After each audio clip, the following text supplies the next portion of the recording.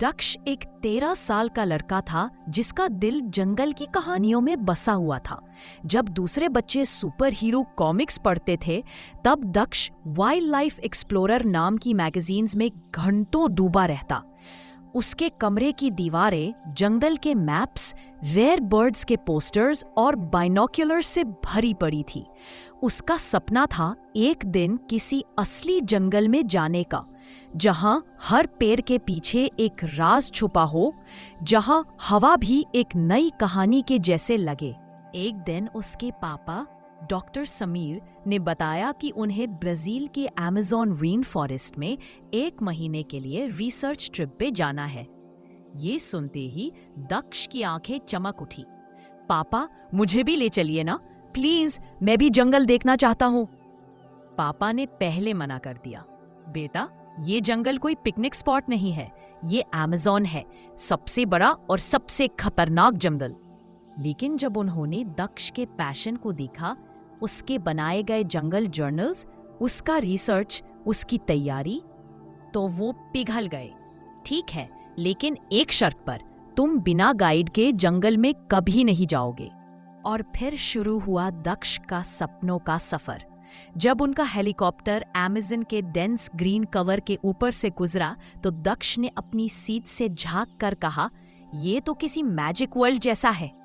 जंगल सच में जीवित था। हर तरफ से आवाजों का एक ऑर्केस्ट्रा बज रहा था। कैंप एक छोटी सी वुडन हट थी, जहां पापा और उनकी टीम रहते थे। जंगल का हिस्सा सिर्फ 1 किलोमीटर के अंदर एक्सप्लोर करने की परमिशन थी, और सब कुछ ट्रैक पे चलता था। शुरू के कुछ दिन दक्ष ने डिसिप्लिन के साथ सब कुछ सीखा। रेयर इंसेक्ट्स का ऑब्जर्वेशन, बर्ड्स की कॉल्स पे रिसर्च, और इवन एक ट्री फ्रॉग को केयरफुली ऑब्जर्व करना। लेकिन एक दिन सब कुछ बदल गया। सुबह का वक्त था, हवा में नमी थी और जंगल से कुछ अलग सी आवाज आ रही थी। हेल्प, हेल्प, जैसे कोई इंसान पुकार रहा हो। दक्ष ने कान लगा के सुना। यह आवाज कैंप के पीछे वाले हिस्से से आ रही थी, जहां जाना मना था। पापा से पूछूं, उसने सोचा, लेकिन उसका दिल कह रहा था, जाकर देखो, क्या पता कोई मुश्किल में हो। उसने चुपके से अपना नोटबुक, टॉर्च और कंपास उठाया और बिना किसी को बताए जंगल के गहरे हिस्सों में चला गया। हर कदम के साथ जंगल और गहरा होता गया। बर्ड्स की आवाजों के बीच वो इंसानी पुकार बराबर सुनाई दे रही थी।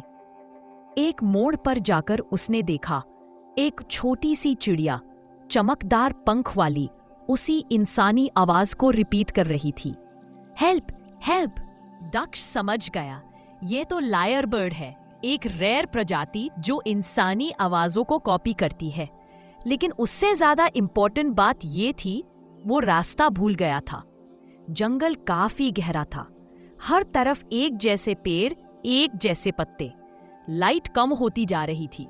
पहली बार दक्ष को थोड़ा डर महसूस हुआ। मैं कहाँ आ गया हूँ? उसने अपना कंपास निकाला, लेकिन डायरेक्शंस कंफ्यूज हो गई थी। वक्त बीता गया।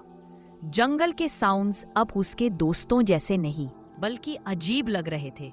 एक तरफ से पत्तों की खड़बड़ाहट, दूसरी तरफ से किसी प्राणी की चीख जैसी आवाज, और बीच में कंप्लीट साइलेंस। लेकिन दक्ष ने हार नहीं मानी। उसने ट्री क्लाइंबिंग सीखी थी। एक बड़े पेड़ पे चढ़ा और ऊपर से जंगल का नजारा देखा।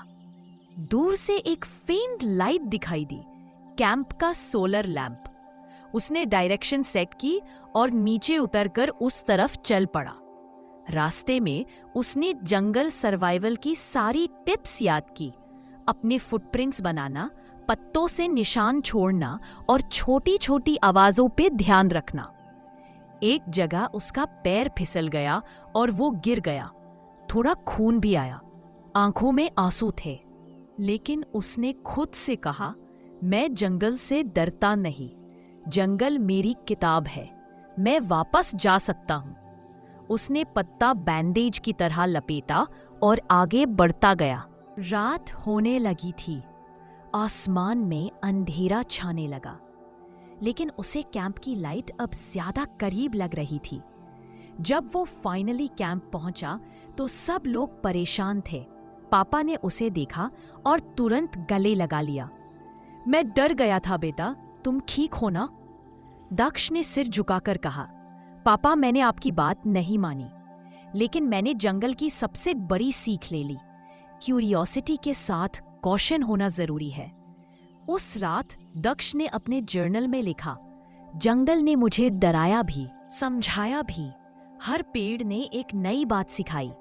जब मुश्किल आई तो मैंने जो पढ़ा था वही काम आया।